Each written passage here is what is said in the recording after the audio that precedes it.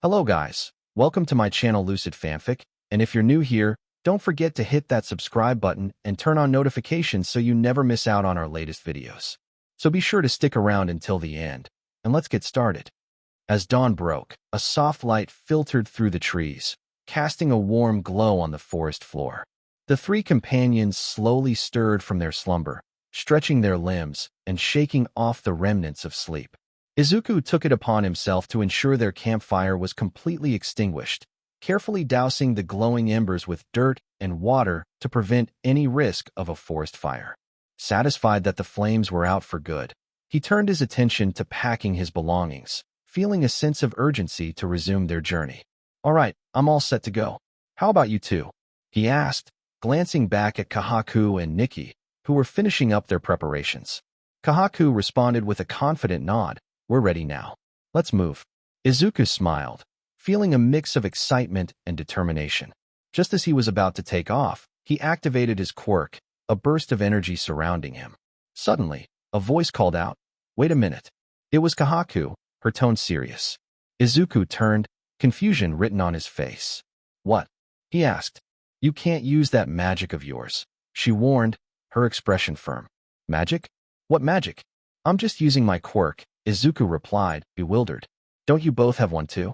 Nikki chimed in, her tone equally serious. "Of course we have magic, but if we're going to keep an eye on you, you can't use yours. You might end up causing something we can't handle." Izuku felt a twinge of frustration as he considered her words. "Now hold on a second. It's not my fault you guys can't keep up with me. Besides, I'm only going to check on the rest of my schoolmates." He was eager to reunite with his classmates, worried about their safety. Kahaku crossed her arms, her stance resolute. "I told you I'll handle that myself. No using your magic until we know what we're dealing with." Izuku hesitated, contemplating whether to ignore their concerns and forge ahead anyway. But he realized they had a point. Given that they were still getting to know him, it was wise for them to be cautious about trusting him completely. With a heavy sigh of resignation, he relented. "All right, fine. I won't use my quirk." With the decision made, the trio set off together, the forest stretching out before them as they ventured deeper into the unknown. As Izuku navigated through the dense underbrush of the forest, every pulse of adrenaline fueled his determination. Despite the frustrating reality of not being able to use his quirk, he focused intently on the path ahead, pushing through the tangled roots and low-hanging branches. "Hey, do you have any idea where you're even going?" Nikki shouted, her voice slightly breathless as she and Kahaku struggled to keep pace with him. Izuku, without breaking his stride, confidently replied, "Yeah, I know this is the right direction." Curiosity sparked in Kahaku's eyes as he asked, "How can you be so sure?" Izuku took a moment to gather his thoughts, recalling the countless nights he had spent stargazing. "It's simple," he began, steadying his breath. "I've been using the stars to guide us. Although the Earth has changed a lot over the years, and I can tell the rotation is off, I've been able to familiarize myself with certain constellations. Each night, I locate them, even if they're slightly skewed. I also devised a little trick to determine true north, which has helped me map out my route." Nikki exchanged a bewildered glance with Kahaku. "Did you understand a word he just said?" she asked, raising an eyebrow. Kahaku shook her head. "Not one bit," she admitted. "But at least it sounds like we're headed in the right direction." The trio pressed onward, their determination driving them through the dense forest. They moved with purpose, their senses keen as they searched for a clean water source to quench their thirst. Izuku, ever vigilant, took the lead, scanning the surroundings for signs of fresh water. As they journeyed, they occasionally paused to hunt for food, a necessity in the wild. One afternoon, they came across a startled deer. Izuku felt a surge of adrenaline and contemplated using his quirk to catch it. However, he was momentarily taken aback by Kahaku's agility. With a swift and graceful motion, she leapt up a nearby tree, using its sturdy branches to gain height above the animal. In one fluid motion, she drew one of her finely crafted daggers and struck the deer with precision, bringing it down quickly. Izuku admired her skill, his respect for her growing with each encounter. After the hunt, Izuku carefully skinned the deer, taking the pelt and antlers with him. He knew they could be useful in their journey ahead. As they continued on, Izuku realized that Nikki was more formidable than she initially appeared. While traversing a particularly rocky terrain, a massive boulder suddenly came crashing toward them, threatening to crush them under its weight. However, without missing a beat, Nikki brandished one of her weapons, a sleek, powerful tool that shimmered even in the dim light. With an expert strike, she shattered the boulder into a multitude of jagged pieces, sending debris flying in all directions. Izuku couldn't help but whistle in appreciation, his admiration for his companions deepening. As night fell, the trio set up camp, establishing a rotating guard system for safety. They took turns keeping watch, but it became a routine that when it was Izuku's turn, Kahaku always insisted on staying up with him. Though he found it a bit amusing and perhaps unnecessary, he welcomed her company and didn't mind the shared responsibility. 2 days passed, filled with challenges and discoveries, and the trio climbed to the top of a hill. As they reached the summit, Izuku's eyes widened in wonder as he gazed into the distance. There it was, UA, the prestigious academy. The sight filled him with hope and excitement as he finally found his way back. As they descended onto the streets, a thick blanket of vegetation greeted them, overtaking the concrete landscape with an overwhelming surge of nature. Ivy crawled up the walls of abandoned buildings, while wildflowers burst through the cracks in the pavement, creating a surreal blend of beauty and desolation. Nikki glanced at Izuku, curiosity flickering in her eyes. "So, what are you going to do once we get inside that structure?" she inquired, her voice a mix of concern and determination. Izuku took a deep breath, his resolve solidifying. "I'm going to track down the rest of my friends and find a way to bring them back to the Batcave. I can reach them faster with my quirk," he replied, his tone laced with urgency. A flicker of hope ignited within him at the thought of reuniting with his comrades. Kahaku, standing slightly behind, crossed her arms and shook her head. "No way. Remember, you're not allowed to use it," she reminded him firmly, her expression a mix of exasperation and protectiveness. Izuku's frustration bubbled up. "You should know by now that I'm going to do whatever it takes to free them," he retorted, his mind racing with thoughts of his friends trapped and helpless. Kahaku sighed, her gaze steady. "You say that, but I still want to keep an eye on you," she replied, her tone softening slightly as she watched him curse her softly under his breath. They pressed onward, their determination propelling them toward UA High School. As they approached, Izuku couldn't help but admire the enduring resilience of the structure. "Gotta say, Niza did a stellar job building this place. Even after everything, it's still standing strong," he remarked, awe evident in his voice as they stepped through the gates of the school, now a ghostly shell of its former self, yet still exuding an air of authority. Izuku quickly made his way toward the dorms, each step fueling his anticipation. However, as he reached the entrance, he suddenly halted, a sense of dread washing over him. "Hey, why did you stop?" Nikki asked, glancing at him in confusion as she and Kahaku caught up, following his gaze. Izuku's heart sank as he took in the sight before him. "Somehow, I knew you wouldn't be all right," he murmured, almost to himself. Before him loomed a massive tree, its gnarled roots twisting around the grounds of UA like a protective barrier. At the center of this towering monstrosity, he spotted Ochako, ensnared within the branches as if the tree itself had fused with her, shielding her from harm. Izuku made his way toward the dorms, a sense of determination guiding his steps. He was relieved to know that Ochako was safe inside while his friends, Nikki and Kahaku, trailed closely behind him. As he approached the entrance, he tried the door handle, but it wouldn't budge. Frustration bubbled within him, prompting Kahaku to suggest, "Why not just smash it?" "Because," Izuku replied, a hint of concern in his voice, "I think one of my friends is behind that door." Without a moment's hesitation, he opted for a more effective method and shattered a nearby window, carefully climbing through the jagged opening to enter the building. Inside, the dim light cast eerie shadows across the hall. Izuku glanced around and soon spotted two familiar figures slumped on the floor, Kirishima and Kaminari. Relief washed over him as he rushed over, kneeling beside his friends to assess their condition. Gently, he grasped them by the shoulders, lifting them one at a time and carefully laying them on the ground so they could recover. Satisfied that they were out of immediate danger, he turned back to the entrance and swung the door open, welcoming a flood of sunlight into the dim space.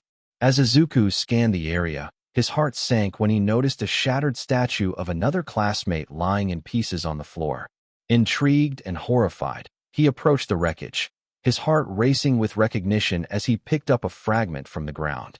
It was a smooth, spherical piece, unmistakably belonging to the classmate they had lost. A sense of urgency overtook him, and he began gathering the fragments, making sure to pile them somewhere safe. He clung to the hope that he might be able to restore his friend later. "What are you going to do now?" Nikki inquired, her brow furrowed with concern. "I need to secure these pieces and then transport them back to my camp," Izuku explained, determination evident in his tone. "But we have to take it one step at a time." With that, he continued searching for the rest of their classmates, managing to bring everyone down from the higher floors before turning his attention back to the delicate task at hand. "Why don't you just take them back with you?" Nikki pressed, a hint of urgency lacing her voice. Izuku sighed, his expression serious. "Trust me, I wish I could, but I've thought this through. If I take them with me now, I might not be able to keep them safe. I need to find a way to accelerate the depetrification process, and for that, I need a place where I can focus entirely on it." He cast one last lingering look at the scattered pieces, his heart heavy with the weight of his responsibility, before heading out of the building. "So do you believe me now?" Izuku asked Kahaku, who was still nervously hiding her eyes behind her hair. "Why yes," she stammered, the weight of the situation clear in her eyes. "All right then, let's go back," Izuku said, a sense of resolve bolstering his spirit as they made their way back to the camp, ready to face whatever challenges awaited them. "I have no time to waste, so this will be the quickest method," Izuku declared, his voice firm yet urgent. Nikki and Kagaku exchanged bewildered glances, struggling to comprehend his plan. Without further hesitation, Izuku hoisted Kahaku and Nikki onto his shoulders, their weight surprisingly light against his determined frame. With practiced precision, he summoned a long, black whip, expertly attaching each of them to sturdy trees that stood at an impressive distance apart. The whip hummed as it coiled around the trunks, securing them in place. The next moment, Izuku shifted his weight, releasing the tension in his legs. Like a taut spring, he propelled them forward with astonishing speed, the world around them blurring into streaks of greens and browns. As they soared through the air, adrenaline coursed through his veins. The wind whipped mercilessly around them, drowning out all sound except for their swift passage. "Slow down." Kahaku's voice was almost lost in the cacophony of wind, muffled and strained as her hair whipped around her face. Izuku, however, was resolute, pushing on with unwavering determination. He expertly maneuvered, using the branches of towering trees to vault them higher and further, never once breaking his stride. As hours passed, the sun dipped lower in the sky, casting warm oranges and deep purples across the horizon. Just as the last rays of light faded, they landed with a soft thud in a secluded clearing, surrounded by towering trees that stood like silent sentinels. Gently, Izuku set Nikki and Kahaku down, his muscles trembling slightly from the exertion. He sank into the soft grass, taking a moment to catch his breath while reaching for his canteen. Cool water washed over his parched throat, a refreshing relief after the intense journey. Nikki crouched beside him, concern etched across her features. "You pushed yourself too hard," she said, her voice laced with both worry and affection. "I get that you want to help your friend, but if you keep doing this, it won't help anybody." Her words hung in the air, a reminder of both the urgency of his mission and the limits of endurance. "Why, you're right. I'll try to take it easy," Izuku stammered, his expression a mixture of determination and fatigue. Nikki smiled reassuringly, her eyes sparkling with optimism. "Good. Well, we made great progress today, so you should relax while Kahaku and I find us something to eat." Izuku nodded, appreciating their support as he settled down. Before long, Nikki and Kahaku returned, triumphant expressions on their faces and 3 rabbits in hand. They skillfully skinned and prepared the animals, then gathered dry twigs and branches, quickly starting a fire. The scent of roasting meat filled the air, savory and enticing as they patiently waited for their meal to cook.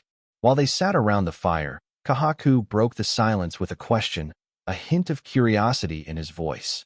"So, do you have a way to bring your friends back?" Izuku nodded, his brow furrowing in thought. Yes, before I arrived here, I noticed that humans were the only ones affected by the mysterious green light. Even swallows turned to stone. I conducted some experiments and tried pouring the miraculous liquid on a statue, but there was no change. It seems like the process requires the statue to be constantly soaked in the potion, and maybe time plays a role too. He paused, frustration tugging at him. I'm not sure how to speed up the depetrification. Maybe adding alcohol could help, but I haven't found any grapes to make wine. Oh, you're looking for booze?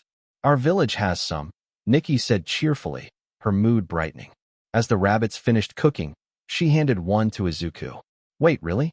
He asked, his eyebrows shooting up in surprise. Yeah, we have a tournament coming up soon to determine the next head chief, but only residents of the village can enter, Kahaku explained, a hint of pride in his voice. Izuku's fists clenched in frustration. F it, he muttered, feeling the weight of the situation. But there is an exception, Nikki interjected, her tone suggesting she had a solution. If two people can vouch for an outsider, they can participate. That's great. I would really appreciate that, Izuku replied, a flicker of hope in his voice. However, Nikki's playful smirk suggested she had something else in mind. Not so fast, though. I'll agree under one condition, she said, stepping closer to him, her gaze unwavering. Okay, what is it? Izuku asked, swallowing hard, feeling a blush creeping up his cheeks. He had never been this close to a girl before. Nikki leaned in closer, lowering her voice to a teasing whisper. I have an itch, and you're the only one who can scratch it. Kahaku's eyes widened in disbelief. Nikki, that's going too far, he exclaimed, his voice rising as he tried to intervene. Oh, come on. Like you haven't been eyeing him too, Nikki shot back, her playful tone making Kahaku's face turn crimson. I see the glances you give him, and not to mention your late-night chats weren't quite subtle, she continued, her laughter ringing out. Izuku, caught in the middle of their playful banter, took a deep breath and thought about the situation. His heart raced, and after a moment's hesitation, he made up his mind. All right, I'll do it, he declared, his voice a mix of resolution and uncertainty. Nikki's face lit up with delight, her smile contagious. That's what I like to hear, she exclaimed, excitement bubbling over. Without hesitation, she started to take off her clothes, leaving Izuku momentarily speechless, his cheeks burning bright red. As he grappled with the unexpected turn of events, the crackle of the fire filled the air, and the once simple gathering became charged with an electric tension that promised to change everything. That is when Nana's voice entered his head. Don't worry, I'll tell you what to do, said Nana, as Izuku thanked her and took off his clothes. Izuku then grabbed Nikki's wrist and pulled her towards him and kissed her on the lips, which surprised Nikki, but then wrapped her hand around his neck, deepening the kiss as Izuku and Nikki's tongues wrapped around each other. As they kissed, Izuku's hands wandered her body and then grabbed her cheeks, making her feel good as she bit, and she grinded on Izuku's pee-pee as he grunted in pleasure. Soon Izuku's pee-pee was hard as Nikki stopped kissing him and looked down as she smirked. You're a good kisser, and made me feel good. Now it's my turn, said Nikki as she lowered her face to his pee-pee, and as she remembered one of the older women from the village telling her what to do in this situation. Nikki touched the tip of Izuku's pee-pee, then opened her mouth and started to give him a BJ. Izuku never felt such pleasure before as Nikki took his pee-pee to the back as he felt her throat tighten around his pages. Nikki bobbed her head up and down at a fast pace, making Izuku feel incredible, and out of instinct Izuku grabbed her head and made her go faster and deeper. Nikki was shocked, but didn't mind how rough Izuku was being. Nikki then used her melons and wrapped them around Izuku's pee-pee, causing him more pleasure as he leaned his head back. After a while Izuku couldn't handle it anymore and came inside of Nikki's mouth as Nikki felt his warm shoot out and hit her throat. She started to swallow every last bit of it. Nikki then released Izuku's pee-pee as they were both breathing heavily as Kahaku's face was red as she watched what had just happened. That is when Nikki lay on her back and spread her legs, revealing her parts to Izuku, who recovered and stared at Nikki. Come on, I know you. That wasn't enough for you, big boy, said Nikki as something inside of Izuku snapped as he instantly pushed his pee-pee inside of Nikki's, causing her to roll her head back. Izuku then grabbed her waist and started pushing in and out of her at a fast pace. Nikki was having a hard time adjusting to Izuku's pee-pee, But she never felt so good as she started to make sounds and pleasure. Izuku didn't stop there as he saw her rack bouncing every time her push into her, as if begging to be played with, and her grabbed them and put her melons into his mouth and started to gulp and gently bite them, causing Nikki more pleasure as she tightened herself, making Izuku do her harder and faster. Kahaku only watched as her friend was diving in pleasure and wanted to know what it felt like as she started pleasuring herself with her right hand while her left hand was playing her melons and picking her NPL. "Ah yes, make me your beach," said Nikki. After an hour, Izuku and Nikki were both close to climaxing as Izuku sped up and kissed Nikki as he did one last push and came inside of her, causing Nikki's eyes to roll to the back of her head as she also came. Once Izuku was done releasing inside of Nikki, he was still hard and wasn't done yet as he could go for one more round. Izuku heard the voices and saw Kahaku pleasuring himself as she looked at him and blushed in embarrassment. "Want me to give you the same pleasure your friend felt?" asked Izuku as Kahaku looked at Nikki as she wasn't thinking straight and nodded at Izuku as he went to her and kissed her neck and his hands roamed her body. Kahaku lightly makes a sound as Izuku takes off her clothes, leaving her naked, and grabs her thick thighs and lifts her as she yelped in surprise. As Izuku positioned her above his PP and then inserted it into her as she wrapped her arm around his neck, and Izuku started to push his hips, causing Kahaku to im in his ear as it caused him to do her faster. It didn't take Kahaku long to move her hips as well as she wrapped Hiliga around his waist. Izuku grabbed her cheeks and started to fondle them as they kissed. As Kahaku's voices became muffled, they kept doing her for an hour. They stopped kissing as Izuku was sucking her melons. "Ah yes, faster, do me faster," said Kahaku, as Izuku used a small percentage of his quirk and went faster, causing Kahaku's head to lean back as her mind went blank. It wasn't before Izuku did one last push and came inside of her. Once Izuku was done depositing his load inside of Kahaku, he came back to his senses. "What happened to me?" asked Izuku. "You became a beast, is what happened. But I guess that makes sense as you never had it before, and not to mention you were trapped for a long time," said Nana, as Izuku then moved Kahaku and Nikki somewhere where they could rest and stayed awake to keep guard as he was wondering what tomorrow will bring. As dawn broke over the horizon, soft rays of sunlight filtered through the towering trees, gently nudging Kahaku and Nikki from their slumber. They blinked sleepily, suddenly awakened by the comforting sounds of crackling fire and the tantalizing aroma of meat sizzling nearby. With bleary eyes, they turned to see Izuku busy at work, expertly roasting 3 rabbits over the fire. His focused expression only relaxed when he noticed them stirring. "Good morning, you two," he greeted cheerfully, carefully turning the skewers to ensure the meat cooked just right, the flames dancing merrily around him. Once the rabbits were perfectly cooked, he handed each of them a skewer. They took a moment to appreciate the delicious smell wafting through the air. Nikki, ever the spirited one, teased, "Man, where were you all my life? I've never tasted anything so good."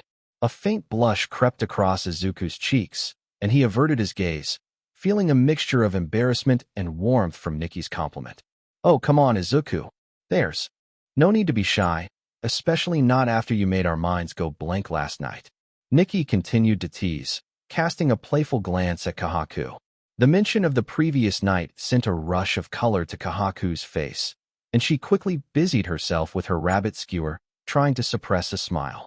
"Man, you two are no fun," Nikki laughed as they finished their hearty meal. After putting out the fire, Izuku effortlessly slung both Nikki and Kahaku over his shoulders, knowing they were still feeling the effects of his relentless training the night before. Activating his quirk, he took off into the forest with astonishing speed, the world around them blurring into streaks of greens and browns as they raced through the trees. Hours passed in what felt like mere moments, and soon they arrived at Izuku's base. "Hey, I just need to grab something real quick," he said as he set Nikki and Kahaku down. They stretched and regained their balance as he rummaged through his belongings with determination, finally finding what he was looking for and tucking it securely into his bag. "All set. Let's go," Izuku announced, picking them up once more as they headed towards a cliffside that loomed ahead. A sturdy bridge spanned the gap to the other side, but their advance was quickly halted by 2 stern-looking guards, each wielding a sharp spear. One of the guards, a tall figure with a shield slung across his back, blocked their path. "Hold it right there," The guard commanded, his voice firm and unwavering. "Hey, Kinro and Jinro, we're back." Nikki called out, her tone light as she tried to ease the tension. "You two are in trouble. The chief wants to speak with you," Jinro replied, crossing his spear in front of them with a knowing look. Yeah, Kahaku muttered, an impatient huff escaping her as they attempted to cross the bridge, but Kinro held his spear steadfastly before Izuku, who met the challenge with an indifferent gaze. "It's okay, guys. He's with us," Nikki reassured them, placing a hand on Kinro's spear, but Kinro didn't budge. His loyalty to the rules was unshakable. "You know the rules. No outsiders allowed in the village," he reminded them sternly. Izuku, standing silently, thought to himself, "I get the feeling Kinro would hit it off with Ida," as Kahaku stepped forward to speak with him. "I'm sorry about their behavior, Izuku. They don't trust outsiders, so we need to vouch for you with the chief," she explained, her eyes apologetic. "Yeah, it makes sense," Izuku replied calmly, his demeanor ready to endure the weight. Just then, an unsettling sensation prickled at the back of his mind. His danger sense flared just in time for him to catch an arrow aimed directly at his shoulder. "Yukio, what the hell are you doing?" Nikki yelled, her voice filled with a mix of shock and irritation as she glared at the figure in yellow who had loosed the arrow, bow held deceptively casually in hand. "Relax. I was just curious to see how he'd react. Even if it hit him, it would just leave a bruise," Yukio shrugged nonchalantly, a playful smirk playing at the corners of his mouth as they noticed the arrow lacked a spearhead. "Oh really? Well, how about you try firing another arrow at me and see how I truly react?" Izuku challenged, snapping the arrow effortlessly into two pieces with just a squeeze of his hand. Green lightning crackled around him as he activated his quirk, an electrifying aura enveloping his body. "Whoa there. It was just a joke, man, but I'm not opposed to the challenge," Yukio replied, his smile widening with excitement, clearly unfazed. "Enough. No fighting. That is the rule," Kinro declared sharply, his tone leaving little room for argument. "Now let's just move on, Kahaku. Nikki, you need to go," said Kinro as they went across the village, and Yukio left as well. Izuku saw a hut outside of the village and went over to rest. Izuku carefully made his way toward the weathered hut nestled among the dense foliage, the sound of rustling catching his attention. Curiosity sparked within him as he called out, "Hey, you okay up there?" Suddenly, a head emerged from the entrance, and Izuku took a moment to take in the peculiar sight. "Whoa, who are you?" the stranger asked, eyes wide with surprise. "My name's Izuku," he replied with a friendly smile. "What's yours?" The figure climbed down from the hut, revealing a young man with disheveled hair and robes that seemed to shimmer faintly. "My name is Chrome," he declared dramatically, "and I'm a wizard, though I must warn you, I'm a bit on the bad side." Izuku raised an eyebrow, intrigued but cautious. "Okay, well, it's nice to meet you, Chrome. What are you doing up there?" "Why would I tell you?" Chrome shot back, crossing his arms defiantly. Izuku shrugged, acknowledging the point. "Fair enough, but I'm still going to take a look." "Sorry." With that, he bounded up the steps to the hut, peering inside with unabashed excitement. "Hey, you get back here," Chrome yelled after him, tailing Izuku as he quickly entered the hut. Inside, the atmosphere was filled with an earthy aroma. Shelves lined with baskets woven from sturdy branches were stacked high, each filled with an array of shimmering minerals and vibrant plants. The sight was mesmerizing, yet Izuku stood frozen in awe at the unexpected wonder before him. "Hey, you can't just barge in here," Chrome insisted, catching up and bursting in after Izuku. His annoyance quickly faded as he noticed Izuku's expression of wonder. "Are you okay?" he asked, moving closer to check on the boy who seemed entranced. Meanwhile, in the heart of the village, Kahaku and Nikki strolled down the bustling path, exchanging greetings with the villagers who waved and smiled in return. Their cheerful demeanor brought warmth to those they passed, yet an undercurrent of tension lingered in the air as they approached the chief's hut. The head chief, a tall figure with a commanding presence, stood surrounded by his two advisors. His brow furrowed with concern as he looked at the newcomers, his voice steady but firm. "Now then, could both of you care to explain why you haven't returned in days and why you've brought an outsider near the village?" His gaze was piercing, demanding honesty from the pair who stood before him. The reason we left was to assess whether he posed a danger to the village, Kahaku explained, his voice steady but laced with concern. If he did, I would have put an end to his life myself. So we decided to follow him. He noticed us tailing him, but surprisingly, he didn't act against us during our entire journey. Nikki leaned in closer, her eyes wide with excitement. Oh, he did something all right, she whispered, her tone conspiratorial. Just then, Kahaku nudged her sharply in the side, a gesture that silenced her. Anyways, she continued, regaining their focus, we can confirm he has no malicious intentions. The chief, sitting with a furrowed brow as thoughts whirled in his mind, finally spoke. Who is this outsider? What do we know about him? Kahaku replied, his name is Izuku, and he's one of the stone people. His words surprised both the chief and the two advisors present. Gasps of disbelief filled the air, and one of the advisors leaned forward, eyes glinting with skepticism. How can this be? There has been no indication that the stone people can move. He can, Nikki chimed in, her voice gaining strength.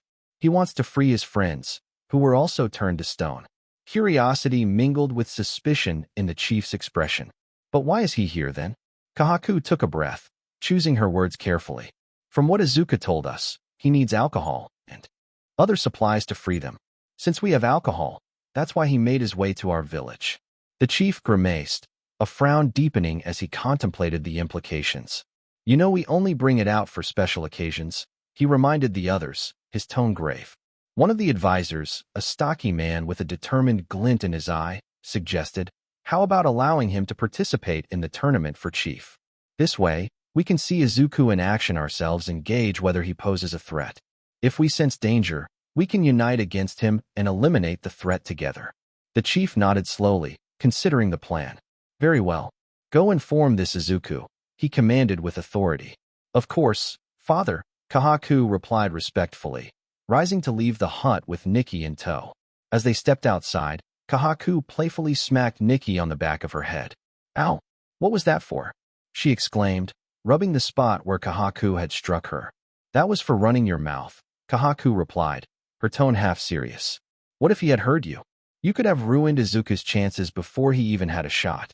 Nikki huffed, a sheepish smile creeping onto her face. Fair point.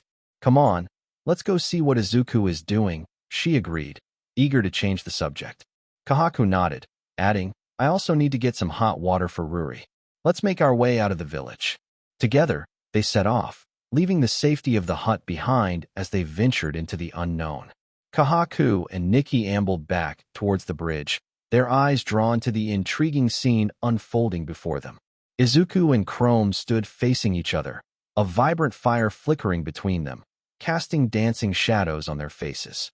Curious, Kahaku set down her large, ornate pot, which she intended to fill with water from the nearby stream. What's going on, Jinro? She asked, glancing at the tall, lanky figure beside her. Jinro shrugged, his expression a mix of bewilderment and excitement. I don't really know. The outsider went to Chrome's hut, and Chrome followed him not long after, he replied, keeping his gaze fixed on the two boys. As they approached, they could see Chrome gesturing grandiosely, a spark of pride in his eyes. Now behold, this is my rainbow bridge, he exclaimed, and with a flourish, the flames erupted into a dazzling array of colors reds, blues, and greens swirling together creating a mesmerizing spectacle. Kahaku and the others stood in awe, their mouths agape at the vivid display. Yet, in stark contrast to Chrome's flamboyant theatrics, Izuku maintained a composed demeanor. Rainbow Bridge? What kind of ridiculous name is that? He scoffed, his brows furrowed as he scrutinized the flames. It's just different minerals you put into the fire. Salt, copper, and sulfur in that precise order. If I had to guess, the sulfur you used came from those blue crystals, he deduced. Chrome's smile wavered slightly. On the outside, he tried to keep his cool, but inside, a whirlwind of panic erupted. Oh no, how does this guy know about the blue crystals? Chrome thought to himself, unease settling in. I figured once I showed him my trick, he'd either run away in fear or beg me to be his teacher. I'm not done yet. That was just a warm-up. Let me show you what I can really do, Chrome declared, suddenly energized. He dashed back to his hut, swiftly returning with a small glowing sphere cradled in his hands. All right, prepare to be amazed, Chrome said, Determination etched on his face. He began to rub the sphere with his right hand, building energy, and then mischievously pointed it at Jinro. A surge of electricity shot out, shocking Jinro right on the nose. Ow! Why did you do that? That hurt. Jinro yelped, rubbing his nose in disbelief. Izuku, unimpressed, reached forward and snatched the sphere from Chrome's grasp. Ah, a sulfur ball, I see. You melted down the minerals from the fire and shaped it into this. Not bad at all, he remarked, examining the sphere thoughtfully. But if you want to enhance its effectiveness, you should use leather like this. He produced a scrap of leather from his pocket and began rubbing the surface of the sphere. As Izuku worked, his hair started to stand on end, defying gravity like a spiky crown. Wow, look at his hair. It's wild, Jinro exclaimed, eyes wide with amazement. Seizing the moment, Izuku then placed a hand on Chrome's shoulder, shocking him at once. Chrome collapsed to the ground, eyes wide with surprise. How does that even work? Kahaku asked, her curiosity piqued, tossing the sphere back to the boys.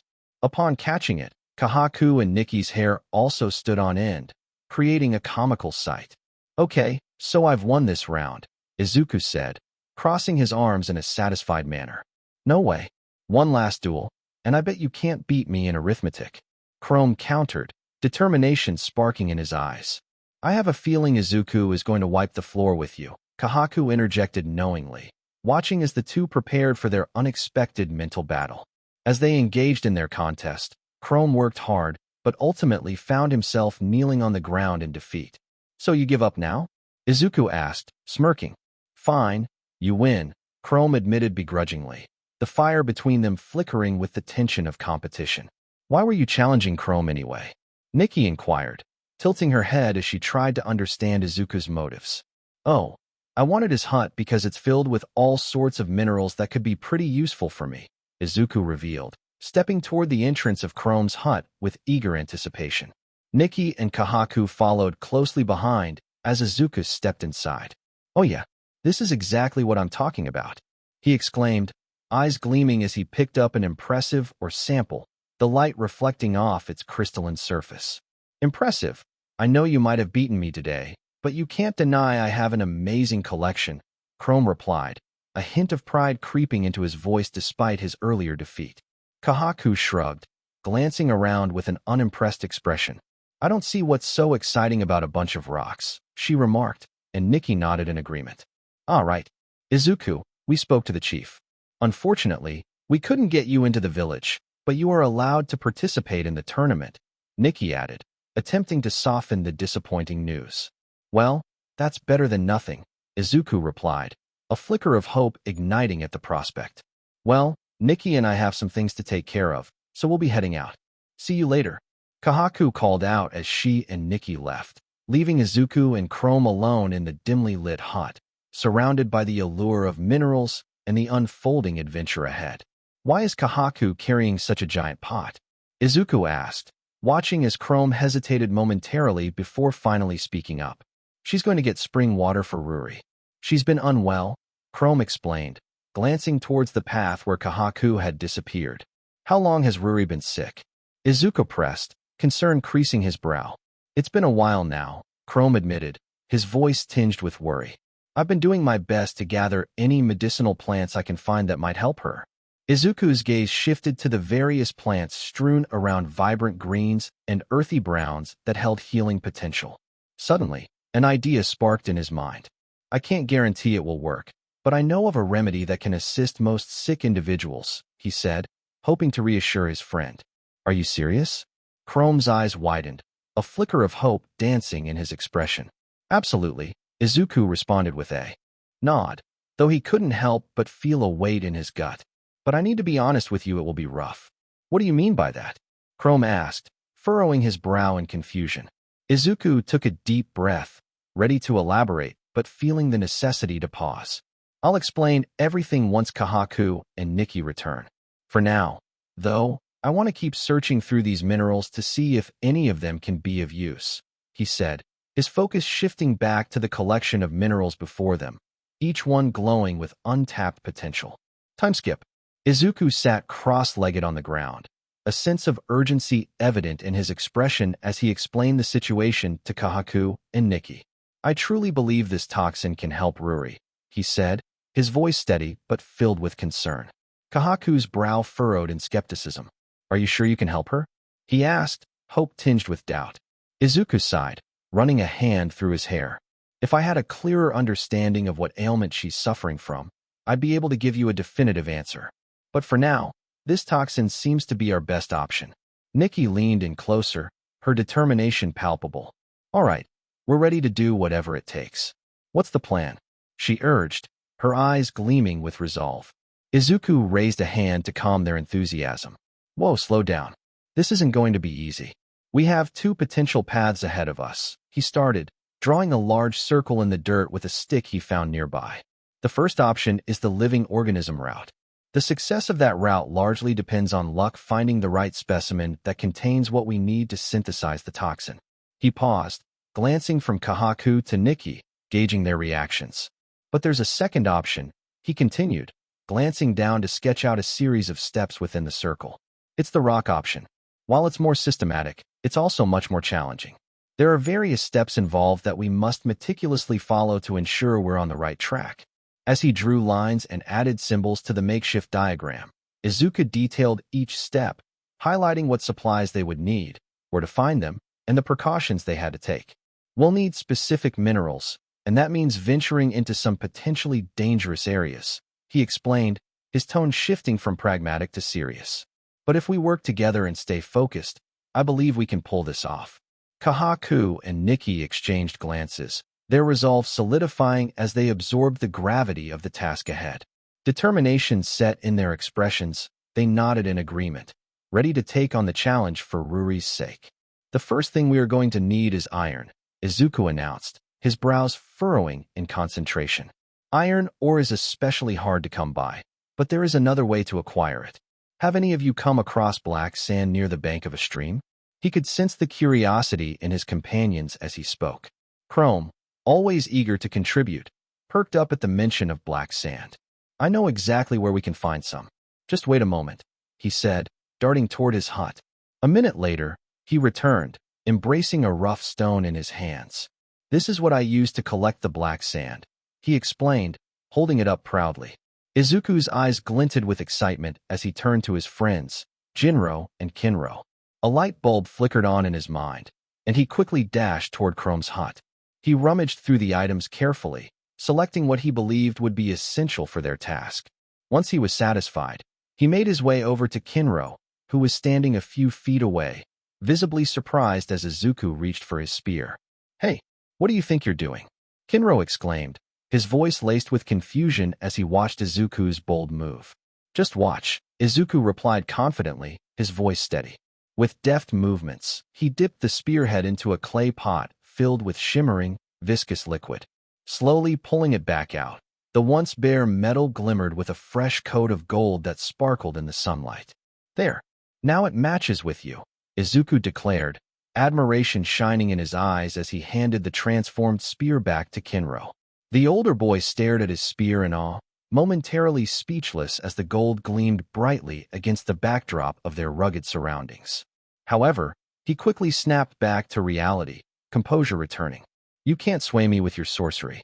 With that in mind, I'll keep the spear," Kinro said with resolve as he turned and walked away, a hint of a smile threatening to break his stoic facade. Izuku couldn't help but smirk, pleased with the reaction he had provoked. As he strolled back toward his friends, Jinro called out, "Hey, do you think you can make me a silver spear?" "Maybe another time," Izuku replied casually, the wheels in his mind still turning as he rejoined Chrome and the others. "What was that all about?" Nikki inquired, raising an eyebrow at the scene she had just witnessed. "It's simple. We're going to need a lot of manpower to create the toxin," Izuku explained, his tone thoughtful. "I'm just setting the bait to inspire some motivation. Now, let's go find that black sand." With the plan set in motion, the group gathered their supplies, ready to embark on the quest for the elusive black sand that was crucial to their endeavor. "Wahoo!" exclaimed Chrome and Izuku in unison as they dove into the cool, inviting waters, the refreshing chill invigorating their spirits.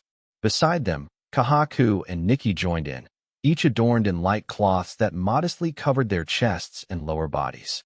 The sun glinted off the water's surface, creating a sparkling dance of light as the group enjoyed their time together. With an air of determination, they set to work, using magnetic rocks to gather as much black sand as they could from the streambed. The gritty black particles glimmered as they collected them, each member filling sturdy leather pouches strapped around their waists. Laughter and playful shouts echoed off the water's edge, amplifying the camaraderie. As they busied themselves with the task at hand, Izuku found himself casting glances at Kahaku and Nikki. The wet cloths clung to their bodies, accentuating their figures in a way that made it hard for him to look away. His cheeks flushed with embarrassment whenever Nikki effortlessly stretched her arms, inadvertently showcasing her athletic physique. Realizing he was staring, Izuku quickly averted his gaze, trying to focus on anything other than the sight before him. Moments later, something unusual caught his eye. A curious object was floating down the stream. "Guys, tell me I'm not the only one who sees this," he called out, his voice filled with bewilderment.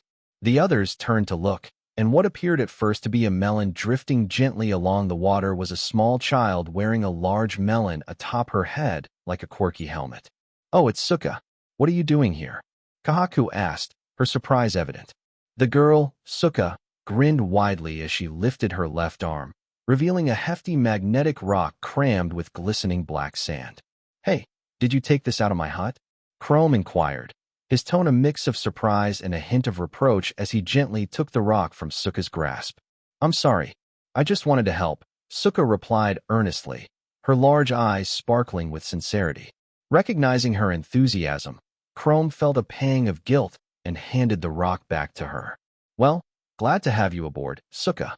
The more help we have, the better," Izuku said, smiling warmly as he resumed his efforts to gather more black sand. "I can't believe he's the first person who didn't ask why I wear a melon on my head," Suka said, her voice filled with wonder.